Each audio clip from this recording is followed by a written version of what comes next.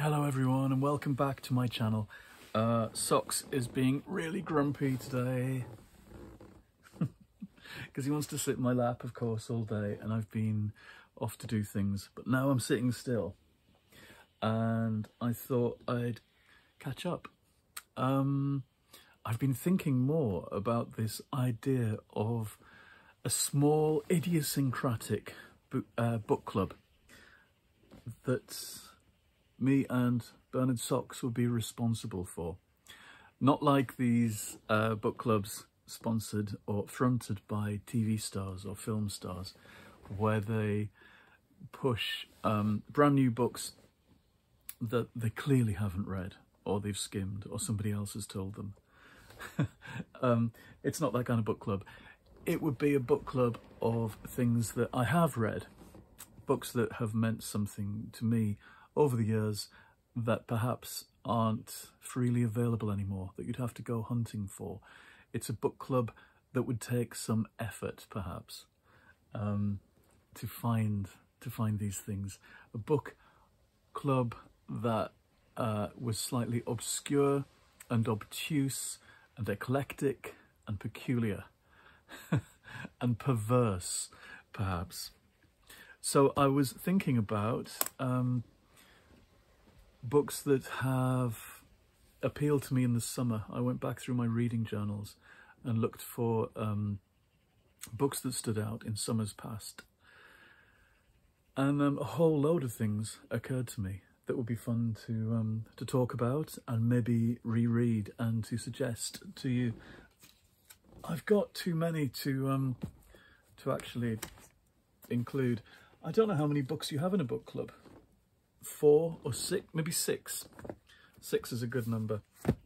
What I thought I would do is show you some possibilities and read some blurbs and dip into the middle of them and read you bits and see what you think. This is Jodie Scott's I, Vampire, a science fiction novel published by the Women's Press and something I read in the summer of 1991, which, believe it or not, is 33 years ago. This has the best back cover blurb of any book ever, I think, for me anyway. Sterling Oblivion, misunderstood vampire from Transylvania, now ace instructor at a dance studio in Chicago. After 700 years, Sterling feels life is passing her by until Ricemian starships land on Earth and she is given a new lease of life. Now she has the chance to turn into Mr. Spock, dance with Abraham Lincoln, and have a wild fist fight in a ladies' toilet with Virginia Woolf, only to fall madly in love with her. Before long, Sterling finds herself masterminding the marketing of the famous men's sperm kit. It was just the sort of romp an aging vampire needed. That's always stood out in my head as my favourite blurb. It's so ridiculous. I'm going to read a paragraph or two at random, just to give you a flavour. Remember, it's a long time since I read this.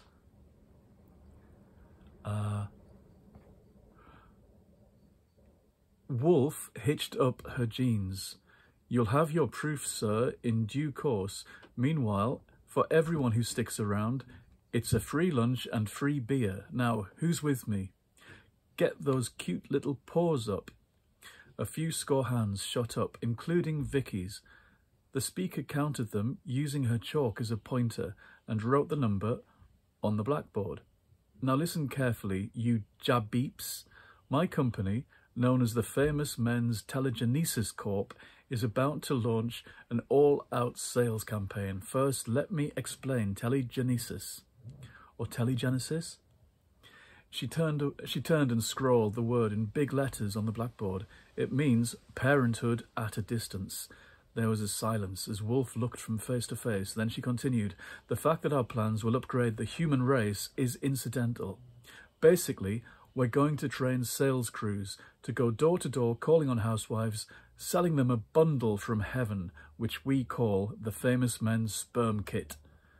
Vicky's jaw dropped There wasn't a sound in the room. And now, Wolf trumpeted, I want to introduce my friend Sterling Oblivion, long-time vampire and mastermind of sales pitches, who'll tell you all about it. There was scattered applause as a bespectacled, monk-like person in dirty jeans, who'd be pretty if she cleaned herself up, but who looked like she was in the middle of a nervous breakdown, stood up and said, how very nice, how very, very nice that your ignorance and barbarism will soon be a thing of the past, as my dear Virginia Woolf has just informed you. And now, to business. You, our shock troops, our sales crew, will be taken to a promising neighbourhood where you will knock on doors. You will give a cheerful little speech. Good morning, ma'am. I'm from the FMTC. We're taking a survey of what people are thinking in regard to crowding, overpopulation and other problems.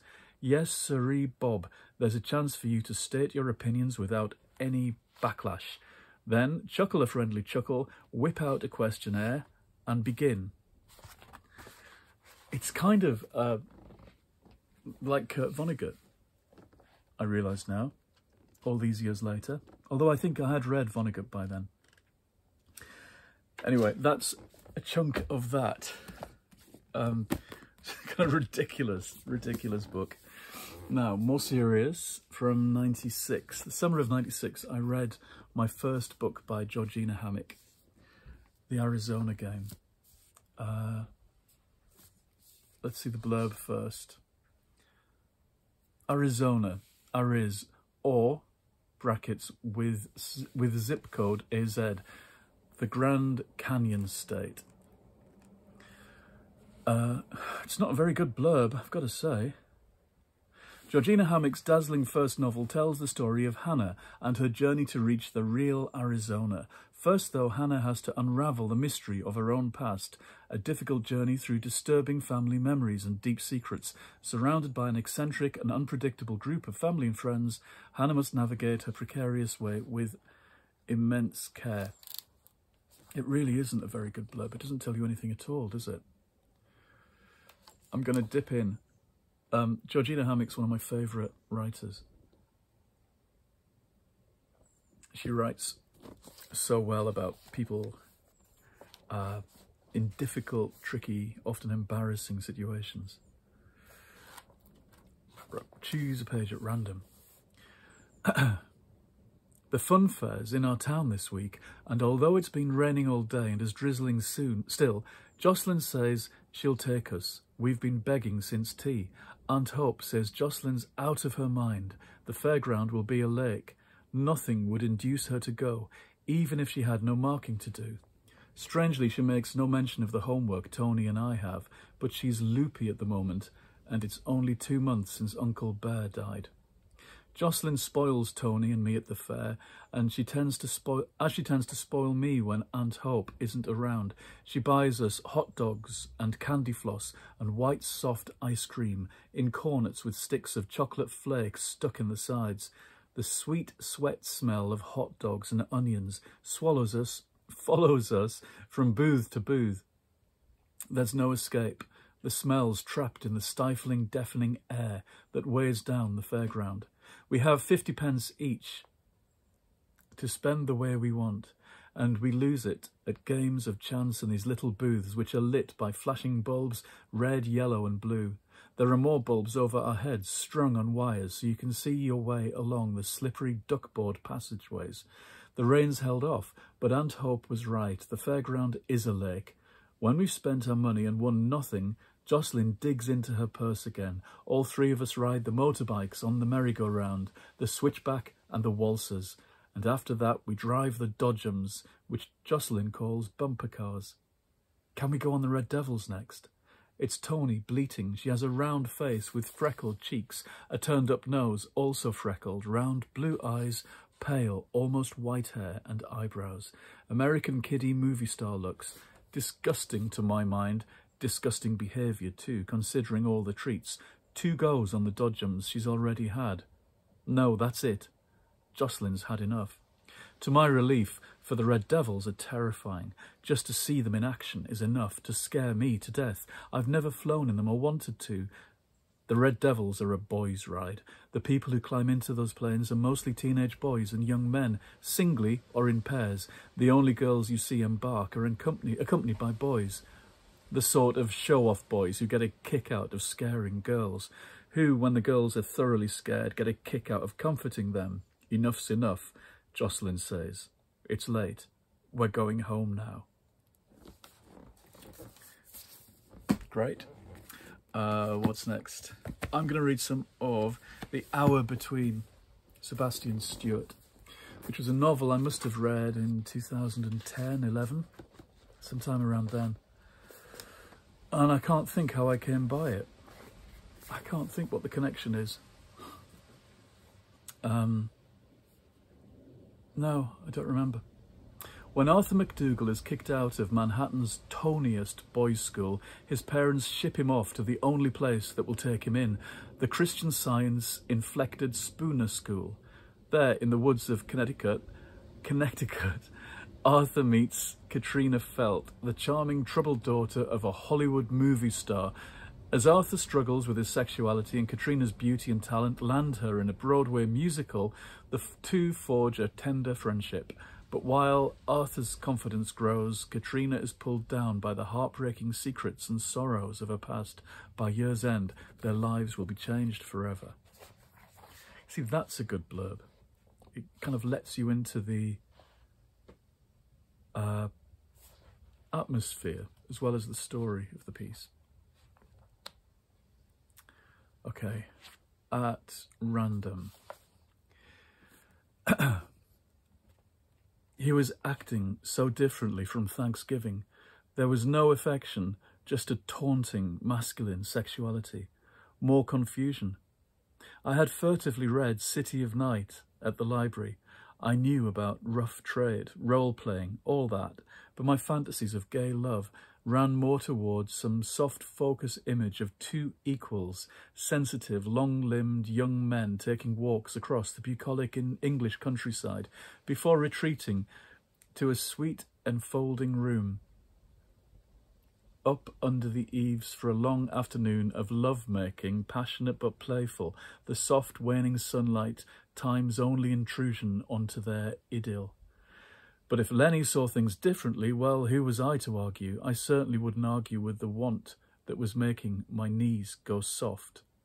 Get in there, he said, cocking his head in the direction of a dark pantry.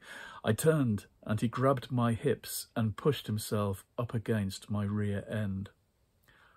The pantry was long and narrow, and I went to the far end. Lenny stood in the doorway, his body silhouetted against the frame. Kneel down, he said. His voice thick, hushed. I did. Well, that's very saucy. I opened the book right in a rude bit, which is fabulous. Right, so that's another possibility of a reread. This suddenly leapt off my shelf last night. I always talk about books leaping off the shelf. And that's what happens when they suggest themselves for rereading. I don't think there's a blurb at all in this. The Love of the Seven Dolls. The Love of Seven Dolls by Paul Gallico. It's one of his peculiar fables from the 1950s. Set in Paris. It's about a fellow with a puppets show and a little girl that he rescues, a young girl that he rescues, who's about to commit suicide. And he makes her part of his puppet show. But there was yet another darker purpose that sent him prowling up the stairs that led to the attic chamber. It was the fact that her gentleness, innocence, and purity of heart were a perpetual affront to him, the kind of man he was and the life that he led. It had been worming him ever since he had first laid eyes on her. Now he could no longer bear it unless he pulled her down to his level and made her as he was. He tiptoed to her door, bent and listened for a moment, and then turned the handle swiftly. He whipped inside with the furtive speed of one of his own puppets and closed the door behind him. When Musha woke the next morning, the sunshine was pouring in through the dormer window as if to deny the nightmare that had happened to her. She had thought she would not sleep that night, or ever sleep again, yet somehow oblivion had come, and now the day. She got out of bed and went to the window which looked onto the rear courtyard of the inn, where a dog lolloped, a pig lay in the mud, chickens picked at the ground, and ducks and a goose waddled through puddles of dirty water. They reminded her of her childhood and the farmyards of a village in Brittany, and she wondered how she could ever stand there so calmly contemplating them and the memories they aroused, she who would never be as a child again. Wow, that's the business. That's what happens when you pick a page at random. There's the kind of the heart of the story, the bit where he actually assaults her.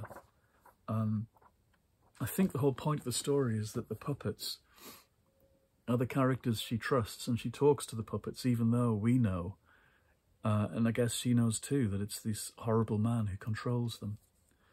It's a very dark kind of fable, and well worth rereading. I can't think when I first read this, probably 91, 92, so definitely time to go back to this strange book.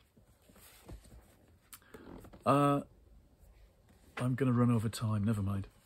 This is something that I read in about 97, 98, and it was a present from Jeremy, who found it in a bookshop in Glasgow, and it's a spoof of Nancy Drew and the Hardy Boys. It's Nancy Clue and the Hardley Boys in A Ghost in the Closet by Mabel Maney. Summertime is a brilliant time for reading old-fashioned cosy mysteries and middle grade mysteries, and a kind of queer spoof of those kind of books is even better. So I'm going to pick a bit at random and give you a taste. Oh no, Cherry thought, all in a tizzy. Now I am trapped, for I can't possibly leave the patient on her own. But how am I going to explain what I'm doing here when the right nurse comes along? Cherry shook herself to her senses. First and foremost, she was a nurse. I'll check the patient's chart, dispense her medication, and hope for the best, she decided. She opened the door to find a woman about her mother's age, clad in silk lounging pyjamas and soft slippers, sitting in a chair staring out of the room's lone window. The woman didn't look up when the door opened. She just sat there looking, all alone in the world. Cherry's heart went out to the sad psychiatric patient. She scanned the simply furnished room for the woman's medical records, but didn't see any. "Excuse me, could you tell me where your chart is kept?" Cherry asked. She had no idea how many of the pink pills on the hallway table to give the patient. The woman turned her head and looked straight at her. Where have I seen that pert little nose and determined chin before? Cherry wondered to herself. And she has such lovely strawberry blonde hair. It's a pity no one styled it recently. Are you speaking to me? The woman asked in a soft voice. No one ever speaks to me. It's probably because I can't remember anything. I can't remember what day it is, or what I had for luncheon, or even my name. The woman's dramatic confession was delivered in a flat, emotionless monotone. Her eyes seemed glazed over, as if she couldn't quite focus. Cherry walked over to the woman and gave her hand a reassuring squeeze, but deep down she was disappointed. She would never find that chart now. It was clear, especially to a nurse of Cherry's vast experience, that she had an amnesia victim on her hands. Cherry knew that light conversation on pleasant topics could be most helpful for amnesiacs. She searched her brain for something to say. I often can't remember the little things, Cherry confided, and I'm a nurse. This seemed to startle the patient, so Cherry tried a different tactic. I do like your outfit, she said. It's very soft, the woman replied, as she stroked the cream-coloured fabric of her right sleeve. But I can't remember what it's made of. I can't remember anything. Her bright blue eyes filled with tears. She turned away, clutching a hanky in her small white hands. Yes, it's an extremely camp book. I wish I'd found a bit with the Hardley Boys in. It's all carried out at this level of ridiculous, high-pitched camp. Like a kind of daytime TV movie gone wrong. Right, I won't do all of these today. Here's somebody I've been meaning to go back to, Natalie Goldberg, who's a Zen Buddhist writing teacher, and I've read many books by her. This one is Wild Mind from early 90s, but I read it in 98. This was the second book by her I read. Back in the early 90s, I read her classic, Writing Down the Bones. This one, I remember, becomes a bit more kind of memoirish and personal, I think. So I'm going to find a random bit. In writing practice, sometimes you just go along writing, boring yourself, treading water, not really saying anything. You know it, but you don't know how to break through. A helpful technique, right in the middle of saying nothing, right in the middle of a sentence, put a dash and write, "What I really want to say is," and go on writing. It allows you to drop to a deeper level or to make a 180-degree turn in what you were writing. It's a device to help you connect with what is going on inside. I got up and meditated this morning, and then I ran. I came to the Galistio newsstand and had a grapefruit sparkler. Then what I really want to say is that I had a miserable dream last night. Something about Nazis, and I can't remember it. Before I went to sleep, I stuck my bubble gum on the nightstand, and I don't know how many more nights I can go without making love. It was a blue Sunday, and I pretended I was happy, watering my vegetable garden. I'm not happy, I'm lonely. Loneliness is a dog that has followed me for years. It's a black dog, and I have no peace. It's funny, following on from the Mabel Maney. Because it sounds like it's kind of camp as well, but it's not. It's in complete earnest. She is one of her few faults, I think, is her earnestness. I find Natalie Goldberg's work very inspiring, and just looking at that as an exercise, that tiny chapter that I read, there was a whole chapter 18, what I really want to say. I've used that exercise ever since. I do that. I keep my journal, and when I feel myself becoming dull, I try to split everything open by saying what I really want to say is. And then you drop down to that other level of intensity. Amazing to find that has stayed with me since then. From 26 years ago. I've only read this once. So I think maybe revisiting her would be useful. One more for now, I think. This, I don't know if I'd dare start a book club and suggest that everybody goes off and find Spock Messiah by Theodore R. Cogswell and Charles A. Spano. This is from 1977, and it's probably the strangest Star Trek novel I ever read. Beaming down to the unvisited planet Kairos, the crew of the Enterprise experiment with a new telepathic investigation device that links them with the minds of the Kairosians.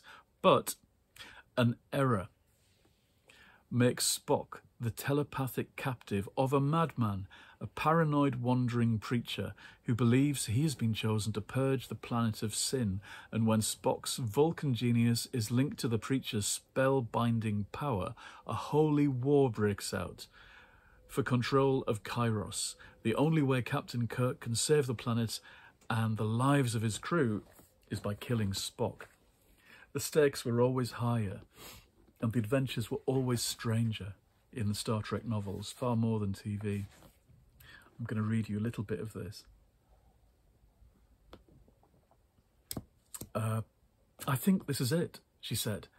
Vembe told me it would be a small house on the left with a red and black door directly across from the wine shop. This is the wine shop. She gestured towards the building behind them, and that seems to be the only place which fits the description. Turning to Kirk, the ensign said, "What now?" Kirk peered at Chag Garra's dwelling for a moment. Then he said, "From what we know of Garra's proclivities, he'll be more likely to let a woman alone in rather than one accompanied by a pair of men. If Dr. McCoy gives you the hypo, do you think you can handle Garra? We'll be right outside in case of trouble." "Trust my dop," Sarah said, giving a confident nod. "She can handle any man." "Bones," Kirk said. McCoy handed Sarah the hypo, and she slipped it into her chiton. She picked her way across the muddy street, soiling her slippers in the process. When she raised her hand to knock on the red and black striped door, a strange metamorphosis took place. Simply standing before the solid door, she became wanton and provocative. "Can that be our prim Sarah?" Kirk whispered to McCoy. "I think I'd like to meet that dop of hers." McCoy nodded agreement. Sarah knocked, waited, and then knocked again, cocking her head, as if listening for movement inside. There was no response. "Asleep or out?" Kirk muttered. She turned and beckoned to them. They picked their way across the street and joined her at the door. Kirk made a gesture for silence, seized a projecting wooden lever, raised it carefully, and then, in one swift movement, flung open the door. It wasn't one of the most exciting bits, but that wanton and provocative bit was worth it for just that. Anyway, I'm going to pause there. I'm still mulling this over. Let me know if any of those are things that you would want to go on reading. I think for myself, I would like to return to the Gallico and Sebastian Stewart and Georgina Hammock, most of all, I think. Anyway, I'll see you again, and I hope you're all well, but do tune in again for the next episode of this. Goodbye.